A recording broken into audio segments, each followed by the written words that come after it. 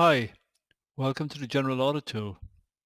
In this series of videos, we're going to show you how to use the General Audit tool in order to run reports, draw charts, and extract information showing you the layout and usage of your Google Apps environment.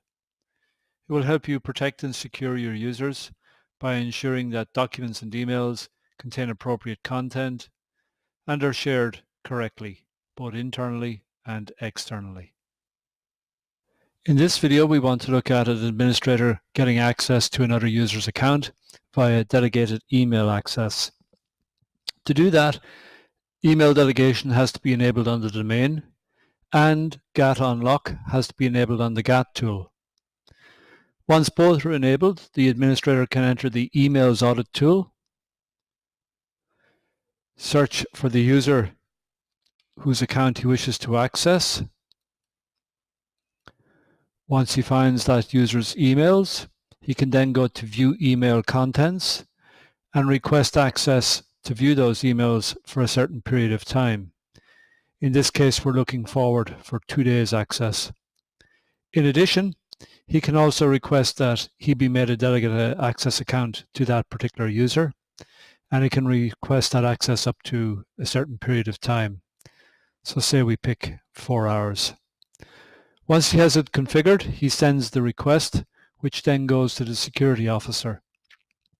Ordinarily, the security officer has to be a different person, but for the purposes of this demo, we have enabled the security officer on the same account as the admin. Once the email arrives, the security officer can see which admin sent it and the type of access being requested, and can click on the link to approve access. Once the link has been clicked, the administrator can allow. Once it's been allowed, we can see that access is granted, and the administrator can return to the home page of the audit tool or exit the audit tool completely. Having got permission, the administrator can return to the View Email Contents tab, refresh the list, and look at the link showing that he has access to the emails. This will now show that he can download or delete any email in that user's account.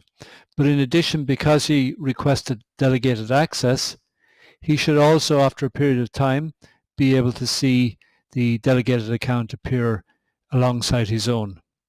So this takes a few moments. It hasn't appeared yet. But in addition to that, as administrator, he will have received an email back from the security officer confirming that his access rights have been granted. So that's the confirmation email that he will receive back, which will prompt him to proceed into the email audit utility. Again, just before we finish, we'll check if the delegation has been granted. Not there yet. This can take up to 30 minutes. It's dependent on Google. But any delegated account will appear here, and the administrator can click in and view and review those users' emails as if he was signed into that account.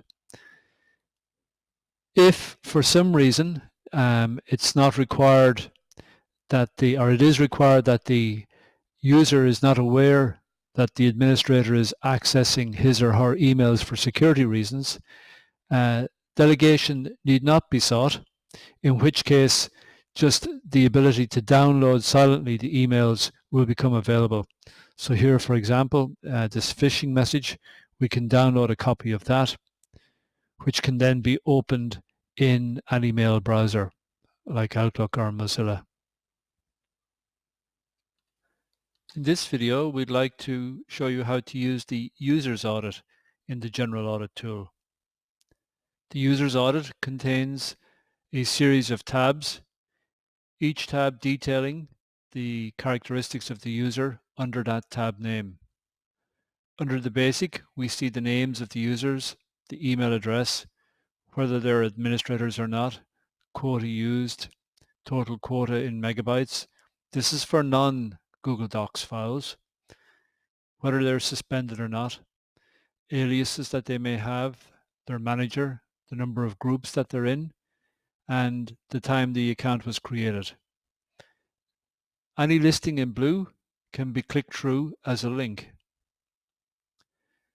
The second tab is Emails, and it shows on a daily basis the emails sent and received with and without files, internally and externally. It also shows things like the amount of email quota used and the label tree for all of the email structure within each user's account. All of the emails sent and received can also be charted by clicking on the Email Charts button. In this test account, you'll see quite a little bit of activity, or quite shallow activity, but you can see nevertheless the sending and receiving of emails with and without files for the various accounts.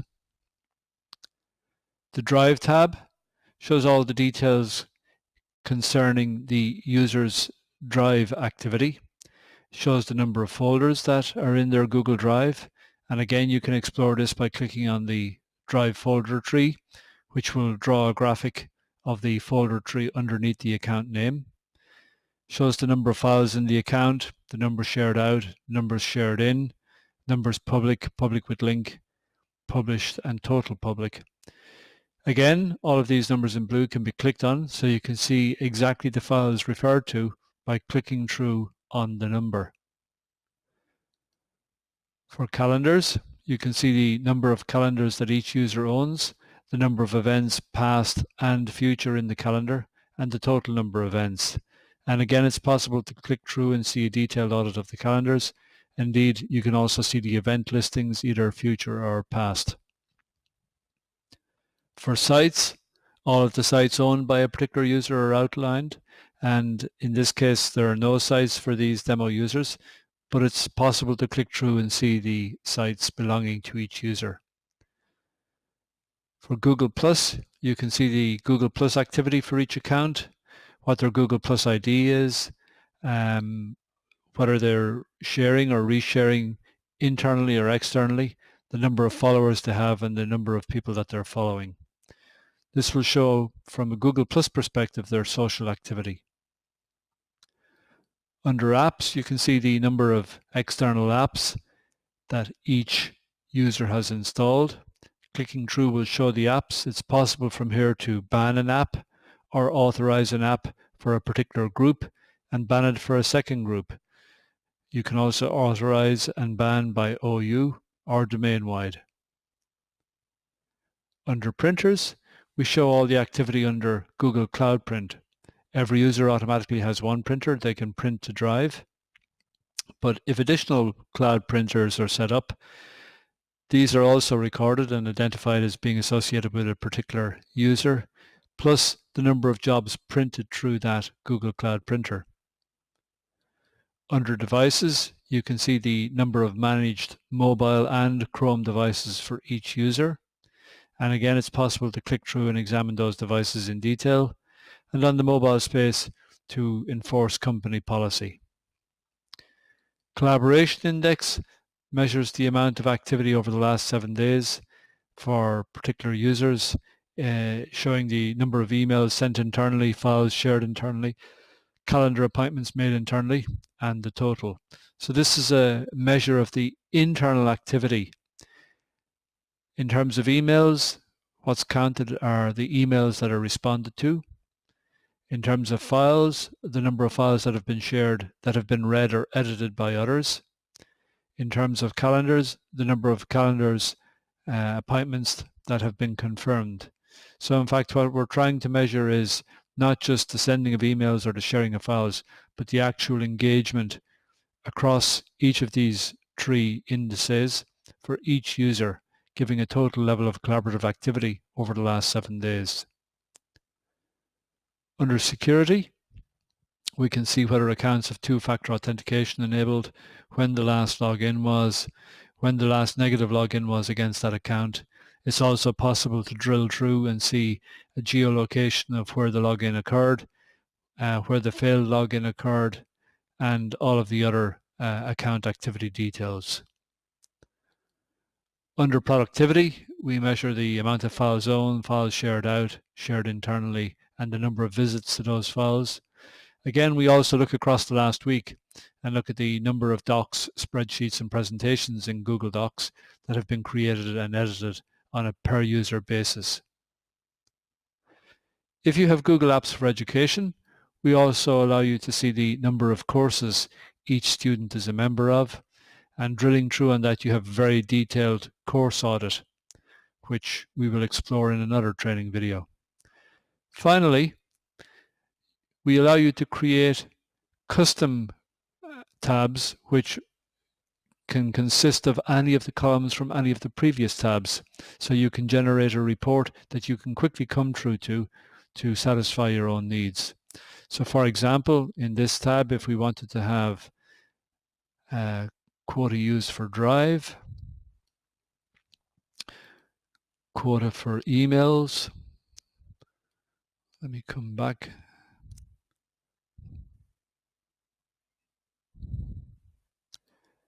And courses attended by students. We can drag each of those in and see the detail for each of the users as per selected column. In this video, we're going to look at visualizing the Drive data for your Google Apps Drive. In GAT, there are two ways you can visually represent the files, either through the shares or through the Drive graph itself. The shares shows the external share pattern of all of the files on your Google Drive, and it's contained in the domains graph. If we click on that, it will give a map of all of the external domains with whom your users have shared files, and those external domains that have shared files into your domain. This can be filtered by sliders and the changes applied. So for example, if we wish to see all of those with shared in over and above one, we can apply a filter to it and we'll see the domains that have shared more than one file in. Having explored that, we can go back to our Drive audit and look at the Drive graph. The Drive graph is a tree representation of all of the files on our Google Drive, and we can explore the Drive graph by drilling down into all of the files, all of the folders, and looking at the contents of the folders. So in this case, we can drill right down and look at the contents of the lower branch of the folder called Courses. Using the mouse roller, we can scroll in and out to zoom in on any part of the graph. Both of these graphs are also available when we apply a filter to the Drive audit. So for example, if we were to search for all the file names called courses,